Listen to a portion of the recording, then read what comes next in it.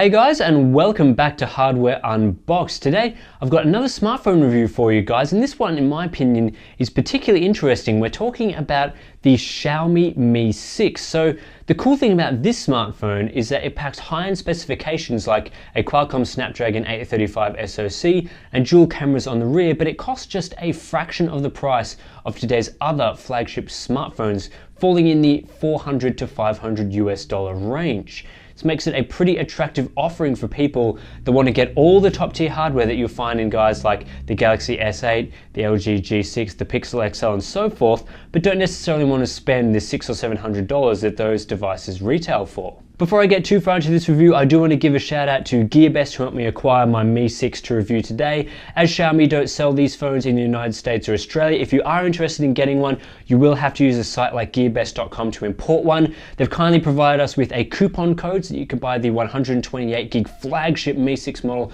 for the very affordable price of $500 US. You'll find that links to that in the description below, and I might throw in an extra coupon code for the entry level model as well at a reduced price. So definitely check out gearbest.com.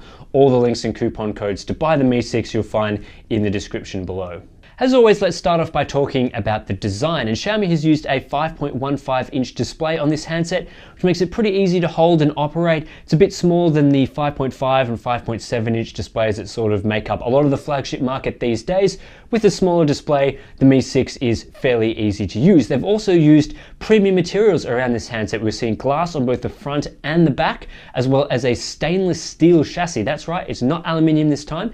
It is stainless steel around the edges, and that gives it a very nice build quality in terms of how seamless the transitions between the metal and the glass are. This is a cheap handset from a Chinese OEM. Sometimes we expect pretty shoddy build quality, but Xiaomi has definitely pulled all the stops out to provide a very well built device that looks pretty nice in general. I do have some concerns about using glass on both sides. The primary one to this is that it is very slippery to hold, and one of the issues that I have with the Mi 6 in particular is that while they use stainless steel around the edges, they've applied the same glossy finish as they have to the glass panel that can make those edges pretty hard to hold. It's not as slippery as something like the Samsung Galaxy S8, but the fact that they've made it glossy on those metal portions as well as on the back, and again that glass is curved slightly to either side, can make the Mi 6 slip out of your hands at time. That's not necessarily something that you'd be looking for in a smartphone. You know, if you drop this, there might be a chance of that back panel shattering. However, I do think that it is a bit more durable than the Galaxy S8. The primary reason for that is that the front panel does not use a curved glass display or anything like that. It's flat. It seems pretty durable, but my main concerns are how slippery it is. As well, the glossy finish, it doesn't make it feel as premium as some of those handsets that use more of a matte metal finish. I think this sort of falls towards the lower tier of smartphone designs from a premium look standpoint. Then again, it is a bit cheaper than the top tier smartphones, so maybe that's one of the things that they're trying to aim for here. And of course, the other issue with glossiness is it's a massive fingerprint magnet. The back panel of this smartphone is extremely reflective, extremely glossy, and as soon as you touch it, you are going to get fingerprints all over it. So beware that you will need to clean off your Mi 6 quite frequently if you do prefer that grease-free and grime-free experience for your smartphone every day. You will notice on the front panel that Xiaomi hasn't gone with a larger expansive display. This is a fairly typical 5-inch 16:9 aspect ratio display on the front, and that does lead to massive bezels. I think that even if they weren't targeting those sort of larger and expansive displays, they probably could have shrunk down some of the bezels on the front panel here. One of the things they have included is a fingerprint sensor below the display, as well as capacitive buttons on either side. You will see here that there are no icons used to indicate whether each of these buttons are back or the app switcher. That's because in the software settings you can switch the order of those two buttons, and the fingerprint sensor doubles up as a home button as well. If they decide to shrink the bezels, I think they could have moved the fingerprint sensor to the back of the handset, shrunk down the bezels a little bit. But one of the advantages that you do get here is that on the back panel, it's fairly clutter-free, and it has a fairly sleek and minimalist design here with those two rear-facing cameras found up the top. Perhaps the most disappointing feature of all about the Mi 6's design is that it doesn't have a headphone jack. Xiaomi has decided to remove this feature entirely from the Mi 6, and I hate it. I mean, there's no real reason why a smartphone company can't use both a USB Type-C port and a 3.5mm headphone jack on their product. You can have the benefit of both worlds. People can use their traditional headphones, their analog headphones that use that 3.5mm headphone jack, and new digital headphones, either Bluetooth or USB-C headphones, if they bother to include both ports, but they haven't here. You're stuck with using a dongle. Thankfully, they do include a dongle in the box, but that doesn't really solve the problem for a lot of users that simply want to plug in their traditional 3.5mm headphones directly into the handset without any dongles. However, despite the fact they've removed the 3.5mm audio jack, they are including stereo speakers on this handset. There's one speaker along the bottom edge, as well as using that in-call speaker on the top above the display to provide a stereo experience. It's a little bit unbalanced because the speaker on the bottom is louder and has a bit better audio quality than the in-call speaker, but if you're playing games and things like that, it's always nice to have stereo audio on your smartphone.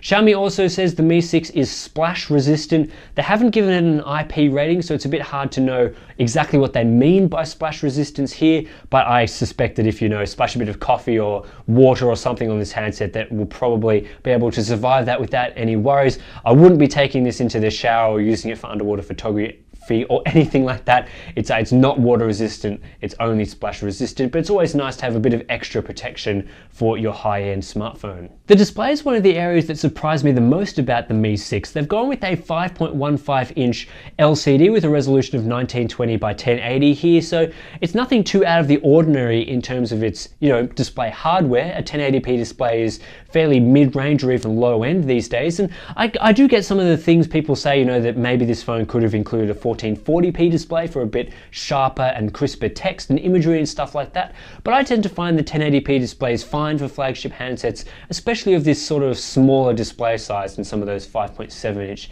displays that are out there. But the benefits to this particular LCD that they've used, firstly, is brightness. This display goes above 600 nits of brightness, which makes it very easy to view outside, and viewing angles are surprisingly awesome. There's very little glass in between your fingertip and the display itself that gives it a really nice viewing experience and touchscreen experience. It's great for viewing angles, it's great for viewing outside and all of that.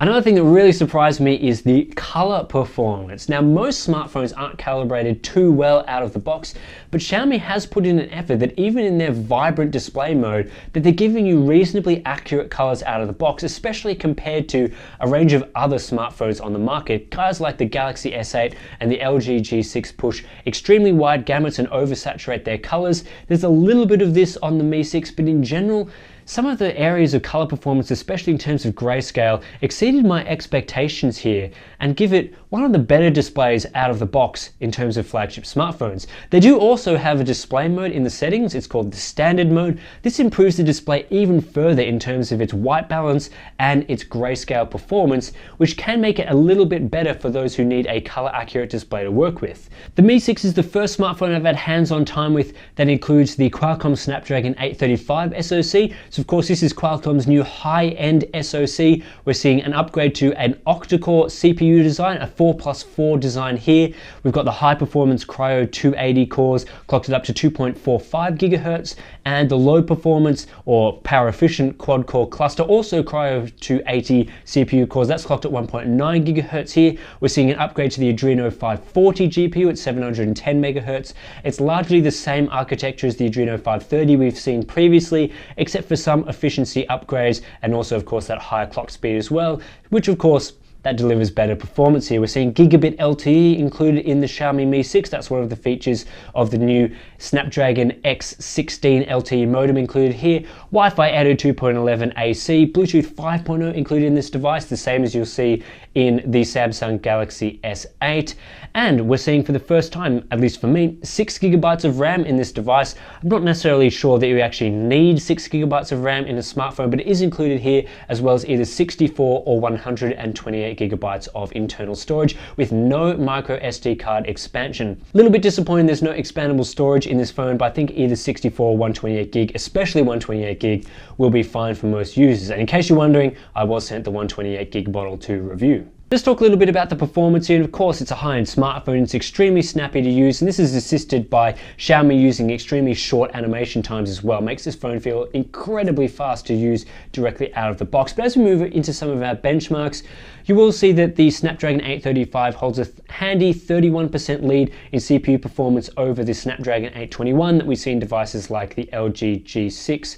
Compared to the lower clock Snapdragon 820, we're seeing a commendable 47% performance improvement, and of course the Snapdragon 835 does include an extra 4 cores that assist with some of these benchmarks. Compared to other high-end platforms at the moment, the Exynos 8895 in the Samsung Galaxy S8, well, the Snapdragon 835 beats that by 24% on average in CPU tests, and compared to the Kirin 960 that we're seeing in devices like the Huawei P10 and the Mate 9, again, this device uses a Cortex A73 CPU core, similar in design to the Cryo 280, but the Snapdragon 835 still pulls ahead in CPU limited workloads by around 13%. As we move into graphics, this is traditionally where Qualcomm holds a pretty handy lead over its competitors. The Adreno 540 is around 27 to 37% faster than the Snapdragon 821 in some of our off-screen GPU benchmarks. And of course, you have to factor in the fact here, the Xiaomi Mi 6 only uses a 1080p display. So again, if you're comparing to a 1440p handset like the LG G6 or something like that, the Pixel XL for example, the GPU in the Snapdragon 835 is going to push much higher on-screen frame rates for some of your Android games. Comparing it to the Exynos 8895, which uses a Mali G71 MP20, it's pretty interesting here. It's probably the closest GPU in terms of performance.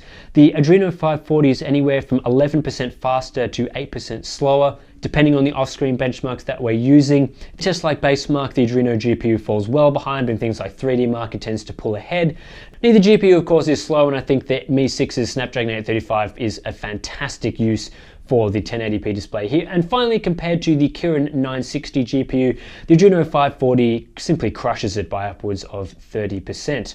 Unfortunately, the Snapdragon 835, at least as implemented in the Xiaomi Mi 6, does throttle pretty significantly. In GFX Bench's Manhattan 3.1 test, after about 25 minutes, we saw performance reduced by 43%. It's pretty similar to the Exynos 8895 in that respect, and I'd like to see maybe some tweaks made to the governor that makes it last a little bit longer. Perhaps there's some thermal throttling happening here or power throttling. I'd just like to see a little bit better performance in the long term so that when you're gaming, you're not seeing that massive frame rate reduction after about 25 minutes. We will also talk a little bit about the NAND performance. Again, we're talking about a 128 gig smartphone in my hands for review here. Pretty similar performance to the Galaxy S8 in that it has fantastic sequential performance, very solid results here, almost chart topping in some of its sequential read results. But when it comes to random performance, it does suffer a little bit compared to some of the best smartphones on the market, but still I think the NAND performance in general is pretty good. We'll also touch on battery life, because this is one of the most interesting aspects about smaller devices like the Xiaomi Mi 6, because when you get a smaller display and a smaller body, there's less room to include a battery. But Xiaomi has still managed to include a 3,350 milliamp hour battery inside the Mi 6, and that delivers very respectable results across the board. It doesn't quite manage to match devices like the Samsung Galaxy S8, which is a bit of a battery beast, at least the Plus model is. It falls around the same mark as the Google Pixel XL, and I think that's a really solid result across some of these tests here. And in things like the PC Mark test, thanks to the efficiency of the Qualcomm Snapdragon 835 SoC and the new 10nm manufacturing process that's being used, it does fall very high towards the top of those charts. And that gives the Mi 6 very solid battery life in general. I don't think this smartphone will let you down at all in terms of its battery life, and it does so without making the phone too thick or too cumbersome. That's always nice to see. The camera system included on the Mi 6 is very similar to the iPhone 7 Plus from a technology standpoint. We're seeing two 12 megapixel sensors on the rear. One of them has a wide angle lens, so that's a 27mm f1.8 lens with optical image stabilization, pretty similar to a traditional rear smartphone camera. The other one provides a 2x zoom with its 52mm focal length and also its f2.6 lens. There are some pixel size differences between the two sensors. The wide angle camera gets 1.25 micron pixels. The zoom camera gets 1.0 micron pixels. So the light gathering ability of the zoom camera is reduced compared to the wide angle camera. But what you will see when using the camera application is that it will only use the zoom camera if you're in good lighting conditions. If you switch between the 1x to the 2x mode and you're indoors or you're in some poor lighting, it will simply digitally zoom the primary wide camera rather than using the wide angle camera. So you only really get the benefits of that wide angle camera when you're out and about in sunny outdoor conditions and things like that. That said, I do find the wide angle camera to be pretty useful at times. It gives some nice depth of field even though it's an f2.6 lens. Thanks to its additional focal length, I tend to think that some of the photos that I produced from the wide angle camera weren't quite as good as some of the zoom camera photos, just from some things like its detail and also its color balance. The photos produced by the wide angle camera seem to be a little bit colder than what you get from the zoom camera. That's a little bit unusual, and also the detail, again, slightly better from the zoom camera. However, in general, I feel like the camera quality provided by either of these two rear cameras isn't quite as good as we see from some of the top-end smartphones these days. Things like the Galaxy S8, the Pixel XL, the iPhone 7, even the LG G6. All of these cameras put a high emphasis on post-processing in terms of the camera images so that you get better saturation, better metering, better white balance, and all things like that. Some of the photos that I took with the Mi 6, they tended to be a bit underexposed when it came to cloudy conditions that made the photos a little bit too dark, and inside and indoors just not quite the same level of saturation and dynamic ranges I'm used to seeing on some of the other high-end smartphones that are available on the market today. One of the things that is good about the Mi 6's camera is the HDR mode. There's no automatic HDR, which is a bit of a disappointment, but I'd highly recommend for anyone buying the Mi 6 to simply enable the HDR mode all the time, because it improves a lot of the aspects to the camera, including its dynamic range, of course. That's improved. It leads to better contrast, and just in general it makes the images that you take outdoors pop a little bit more. It also tends to improve the color saturation a bit, and that's always nice to see, and it makes photos brighter. I feel like the HDR mode should be automatically on or included on all the time. Maybe that was something that Xiaomi decided to, only improve the processing of the HDR mode or something like that. But I just feel for most people, leave the HDR mode on, you'll get much better results in the Mi 6's camera. Still not quite as good as some of the top-end cameras out there, but having that additional feature at the expense of some camera performance is always nice to see. Those who've used a high-end Xiaomi device before won't be too surprised by the software offering included here. They're still using MIUI, it's version 8.2 on the Mi 6 here. That's atop Android 7.1.1, so it's running all the latest software, and that's nice to see. Xiaomi's skin, not too huge of a fan. The design that they've used here feels like it needs a little bit of an update to some of the more modern design languages that we're seeing across Android. Some of the features like the way that they sort of handle some of the notifications included in Android, it's not as robust as what we see from stock Android with the expanding notifications and things like that. Some things like the settings menu feel a bit too iPhone-y for my liking, and a lot of settings are hidden under some menus. Can be a bit confusing to navigate areas like that, and just the general interface in some of their stock applications. I'm a huge fan of stock Android. I love stock Android and some of the more clean implementations. Even things like TouchWiz on the latest Galaxy S8 isn't too bad. The Mi 6 is a very heavy skin, and I'm not sure that everyone will like what it brings to the table. Another issue, again, bloatware is included on the Mi 6. I'm thankful at least this version of a Xiaomi device I've reviewed does come with a Google Play Store installed out of the box. I have reviewed Xiaomi devices in the past that don't include this for the Chinese market. Very annoying to try and download that stuff, after the fact, but at least you get the Google suite of applications included. All the translations and everything are very solid in Xiaomi's latest versions of their software offering. I just feel that, they need to cut down some of the bloatware, maybe adjust some of the areas of their software skin to make it a bit more pleasing to use every day. A bit closer to stock Android would be appreciated here. Obviously, the biggest selling point though for the Mi 6 and all of Xiaomi's previous Mi devices is the price point. If you do live in China, this device will set you back the equivalent of $360, which is a fantastic price to pay for the hardware. When you factor in some of the importing costs and markup to bring these devices to places like the United States or Australia, the 64 gig model will cost you more like $430. But when you look across the board at the hardware and the experience that you get from the Mi 6, the really powerful Snapdragon 835 SoC inside with 64 gig of storage and 6 gigabytes of RAM, the fantastic battery life that you're getting from this handset, the great 5.2-inch 1080p LCD, the fairly decent dual camera solution on the back. It's always nice to see dual cameras on a smartphone. It's running the latest version of Android. All of these features, they're typically things that you'll find in more expensive devices, things like the LG G6, which will cost you more than $550, more like $600 US. The Galaxy S8 is more like $750 US. The Google Pixel, $650 US. All of those smartphones cost a lot more than the Mi 6 for fairly similar hardware. So the main advantage to purchasing the Mi 6, and the reason why I can recommend it quite comfortably, is that you get such a great range of features, a fairly decent software implementation, and all of that goodness for a much reduced price point that falls under $450 US price point. It's a fantastic buy.